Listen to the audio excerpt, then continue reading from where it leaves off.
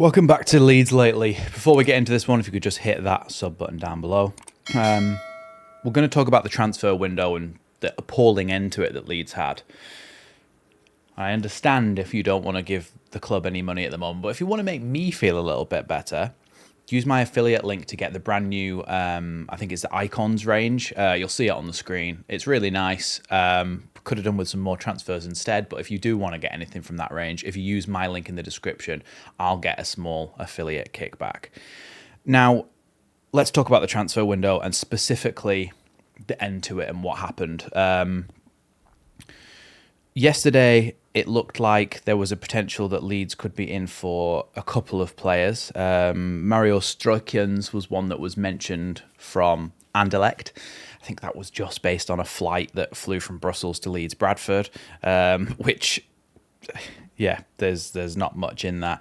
Then there's obviously Gustavo Hamer as well that there was links to. In the end, the only one that we got close on was Harry Wilson. Now, Harry Wilson, and we'll go back to talking about the rest of the transfer window, but Harry Wilson doesn't vastly improve our squad. I can understand why Leeds might want to get Harry Wilson, because he's good at taking set pieces. He's a little bit more of a creative winger, although he doesn't create that many chances. He scores a couple of goals a season. He's able to cut inside and play forward balls to other attackers. He offers you something a bit different. Having said that, I wouldn't say he's groundbreaking and ambitious and anywhere near a marquee signing when apparently Leeds were kind of faffing over a couple of £1 million. But that's what we heard up until after the deadline, when apparently Fulham had kind of made noises that they were willing to sell Harry Wilson. Leeds were very prepared to buy the player. They offered a loan at first. He only had a year left on his deal, and therefore Leeds said, okay, yeah, we can't do that then. We will go and try and bid. And apparently Harry Wilson had a verbal agreement and had agreed basically to join Leeds United. Leeds United had agreed a fee with the player in terms of wages, etc. as well. But then Fulham apparently pulled the plug quite last minute. Now, Fulham are insisting that they told Leeds earlier in the day that he wouldn't be for sale. Leeds' end of things, from what we've seen from our journalists, are saying that Leeds weren't aware of that and were pretty sure this was going to get done. And when they tried to submit a deal sheet, Fulham kind of rejected the deal sheet to try and get the transfer across the line. So that's kind of where we are with it. Now, you've got to feel, and give me a second to say this before jumping in the comments, because we will give context. You've got to feel a little bit for the club in terms of what happened specifically with this deal. It's a little bit like what happened with Dan James from Swansea the first time we tried to sign him, of them basically pulling out last minute on deadline day. Somebody's lying, because either Fulham did tell Leeds that they weren't able to sell him, or they didn't. But Fulham brought in like 2 or 3 wingers yesterday, so surely to God Harry Wilson should have been available. So either Fulham are lying or Leeds are lying. And if Fulham are lying and didn't tell Leeds that he wasn't quite available and Leeds were then stung by it, then you've got to feel for Leeds on some level that we would have brought in at least one more player. Take that aside, we should never have been in this situation to start with. I mean, I saw somebody tweet, I think it might have been one of the Leeds journalists, maybe James Marshman, basically that there's the Leeds transfer window before Igor Paixão and the Leeds transfer window after Igor Paixão. Of course, we started off with some really, really good business. Jakob Iyol, Gabriel Goodmanson, Anton Stack, Sean Longstaff, Lucas Metcher on a free, Sebastian Bornau on a free. Overall, I actually think the recruitment up until the final third has been really, really good this season. You look at the back line, looks vastly more solid. Very happy with Goodmanson. When you then look at the midfield, you look at Anton Stack, Sean Longstaff, who I had my doubts about at first, and still kind of remains to be seen how good he will be over a longer period of time. But Sean Longstaff was fantastic against Newcastle and has proved himself that he can be a really, really good asset for us. So when you're looking at it like that, from the defence to the goalkeeper to the midfield, I think we've had really, really good recruitment and we look like a more solid side throughout. Then you have a look at the front line. Noah Okafor comes in for Laji Ramazani. Now, Noah Okafor does provide some good attacking threat. When he's fit, we've signed a winger who hasn't particularly had the chance to settle over the last couple of years, but certainly has the skill set to do well in the Premier League, and that's what I'm hoping to see from him. Like I said in my videos about Noah Okafor, top 1% of successful take-ons in Europe over the last 365 days. So he's way up there for being a creative 1v1 winger, which is something that is nice to have. Of course, we can't go on without mentioning that we let Laji Ramazani go out on loan, and now that's looking like a little bit of a silly decision because we haven't even got a full 25-man squad. We weren't even able to offload Meslier. So that's where we stand with that. Then you have a look at the other attacking positions. We've brought in 2 strikers. We've got rid of Bamford and we've got rid of Mateo Joseph, both of which were, I think, below the level required to now play in the Premier League. From what I've seen of Lucas Mecha, very good hold-up player, somebody who will help us out this season and being a bit more of a workhorse. Not particularly going to get you bags of goals. Dominic Calvert-Lewin, from what I've seen of him so far in the Sheffield Wednesday game, granted he missed those chances, but he's going to be a bit rusty. And from what we saw of him in the Newcastle game, in the minutes that he was on the pitch, he had more chances than any of our other strikers have had in the last couple of games, and got shots on target. So that's a really positive thing to see, that he is going to improve our attacking line. Having said that, we had to bring in a marquee signing. We had to bring in somebody who could either play out on the wing but be a little bit more of the mould of a Bilal El-Khannouss, a Facundo Buonanotte, a Gustavo Hamer, basically somebody who is not an out-and-out speedy winger who's going to go down the wing and cross it in every time, but somebody who is more likely to cut inside a little bit to the half space a little bit earlier, further back on the pitch, and be able to play good forward balls to be more creative to the other striker and the other winger who are playing there. We needed to bring in somebody of that mould. And when you're looking at it, you're looking at Gustavo Hamer, Bilal El-Khannouss, Facundo Buonanotte. Facundo Buonanotte all but agreed a loan deal to Leeds United before Chelsea came in and took him. That's really annoying. That would have been a really good signing for us. But instead, we still didn't get that marquee signing. And having said all that about the strikers, Mecha and DCL are both very, very injury prone. So there's no guarantee that they even stay fit. Even if they are firing and playing really well, they get one knock and they might be injured for weeks, months, either one of them. So that becomes a problem as well when you haven't recruited for that.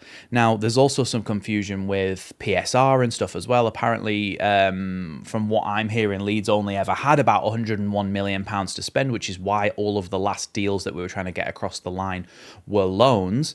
But then that doesn't quite track with what if we had spent 30 million, 35 million on Igor Paixão? What if we had spent 35, 40 million on Rodrigo Muniz? Do we then not get half the other players that we brought in? That's where the confusion comes in for me. Did we have more money to spend or didn't we? We seem to have been going for a lot of loans on the final day of the window, and we didn't manage to get anyone across the line. So a very frustrating end to the window. Seemed to me like a little bit of a lack of experience of Premier League recruitment from our recruitment department. Kind of, they must have had a long list, but as the transfer window came further along and further along, it seemed like more rejections and more rejections and more rejections, to the point where we weren't able to get anything done. But when you look at Sunderland have recruited fantastically well. But the point I want to make is here. First of all, when Leeds got promoted, we had a side that was a lot better than what Sunderland had in the Championship. Hence our points total. They just got up through the playoffs, fairly lucky to get a Premier League spot, really. So when you actually have a look at their first team, there's barely a player in their first team that you could say is Premier League quality when they were in the Championship. Barely. That team that won the playoff final, there's barely a player who gets a sniff at Premier League football. So they had to buy a full new team, which is why they've made so many more signings than us. In terms of our recruitment, we've made 10 signings. If we'd have made one more, 11 or 12 signings, but they'd have been the right signings, those extra 2 players, our window's fantastic. But it's missing out on those that causes the big problem. So that's the context of comparing to somebody like Sunderland. The other thing I want to mention is that Leeds United are a team that really, really needed to buy a striker. And when you look at what Sunderland did last minute, they had Mark Guiu at Chelsea on loan. And I thought at the time, it's not the fantastic sign. He's fairly unproven.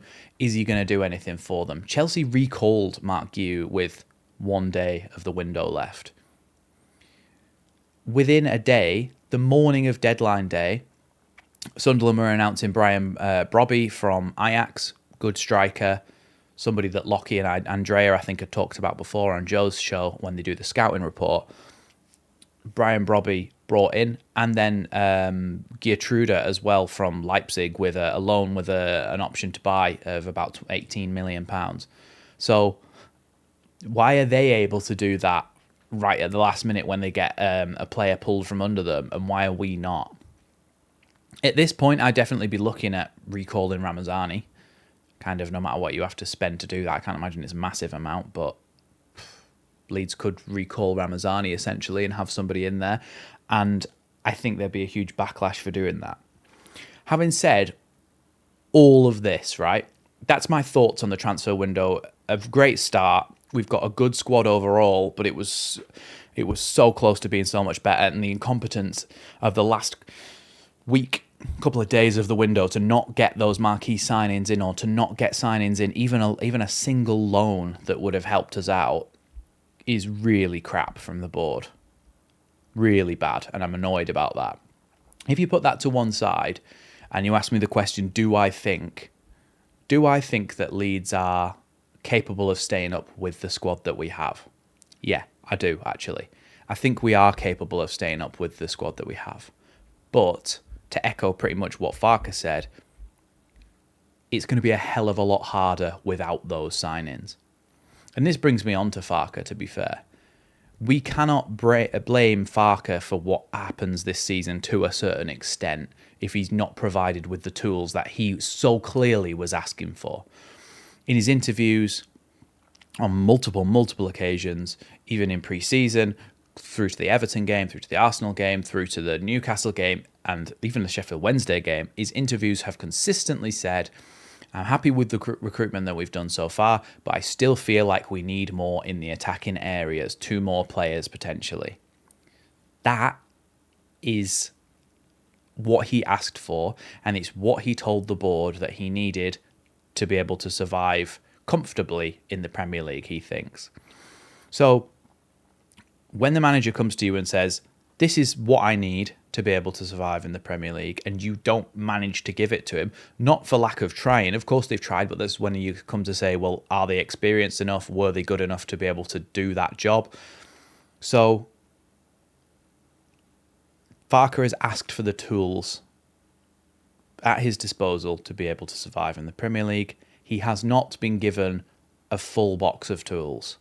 There's a hammer and a crowbar missing, to make my own analogy on the spot. So